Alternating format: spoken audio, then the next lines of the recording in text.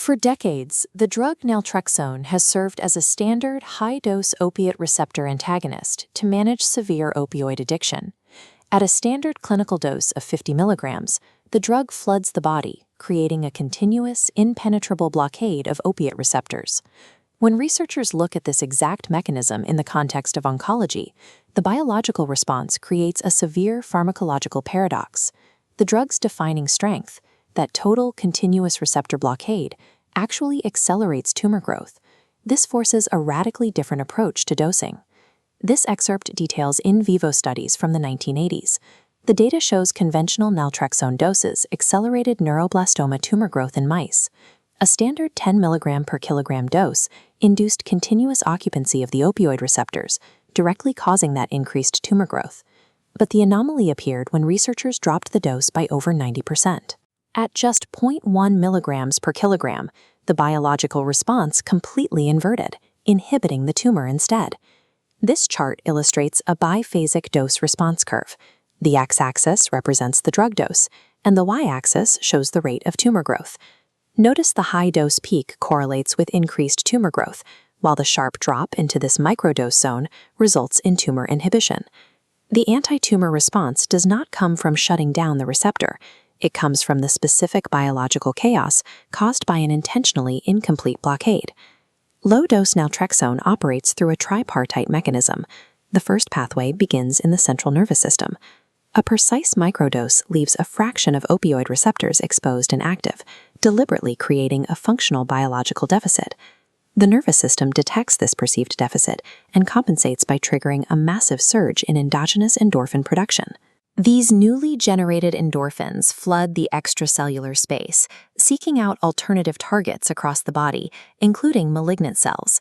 They bind specifically to the opioid growth factor receptor, or OGFr, located directly on the tumor membrane. Activating the OGFr axis acts as an inhibitory pathway.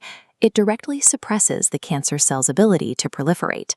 By briefly teasing the opioid system, low-dose naltrexone weaponizes the body's own natural painkillers, turning them into a targeted tumor suppressant network.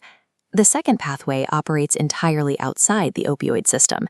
It directly targets the immune cells located inside the tumor microenvironment. The targets here are toll-like receptors, specifically TLR7, 8, and 9, which sit on the surface of adjacent macrophages and dendritic cells. LDN molecules physically bind to these toll-like receptors. By acting as a complete antagonist, particularly on TLR9, the drug halts the internal signaling cascade. This triggers an immediate shutdown of pro-inflammatory tumor-driving cytokines, specifically interleukin-6 and TNF-α. Halting these cytokine signals effectively strips the malignancy of its protective immunosuppressive shield, thereby exposing the vulnerable underlying structure. This initiates an adaptive immune reboot. The presence of suppressive regulatory T cells rapidly decreases. Simultaneously, dendritic cells mature, and M1-type macrophages activate, initiating a counteroffensive to swarm the newly exposed tumor. LDN does not kill the cancer cell in this phase. It simply removes the chemical armor, allowing the patient's native immune system to recognize and attack the threat. The final mechanism bypasses external receptors entirely. It causes direct interference inside the cancer cell's cytoplasm. This text highlights the research of Lennon and Liu. Their in vitro models show that LDN suppresses major oncogenic survival signals, specifically the PI3K, AKT, mTOR, and pERK networks. By inhibiting these kinase cascades, the drug cuts off the internal life support systems of the malignant cell. As survival signals drop, the cell alters its protein balance at the mitochondria. It favors pro-apoptotic proteins, specifically BAX and BAD, triggering the caspase cleavage cascade. This precise shift forces the cell into apoptosis, or programmed cell death. The infected cell violently contracts, its membrane blebs and breaks apart in the classic final stages of apoptosis. This is the complete tripartite synergy, suppressing external growth via the OGFR axis, stripping immune defenses via toll-like receptors, and sabotaging internal survival via PI3K, a three-front molecular assault from a single microdosed molecule. These microscopic pathways eventually manifest as systemic clinical translation in actual oncology patients. The theoretical data is grounded by real-world clinical application. At St. George's Hospital, oncologist Professor Angus Dalgleish observed significant tumor regression linked to LDN. Observational data and case studies indicate LDN shows the most clinical promise in primary cancers of the breast, colon, lung, and bladder.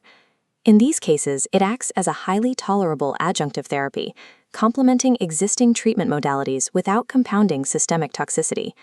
However, this clinical promise is entirely dependent on an unforgiving pharmacokinetic boundary. The strict clinical caveat is dose discipline. If it is broken, the entire tripartite mechanism collapses. This excerpt outlines the exact pharmacological ceiling required to maintain the incomplete blockade.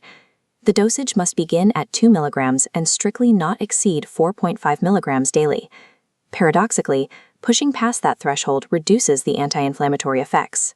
Applying traditional high-dose opiate logic and pushing past that 4.5 mg threshold triggers continuous receptor occupancy, freezing all cellular movement.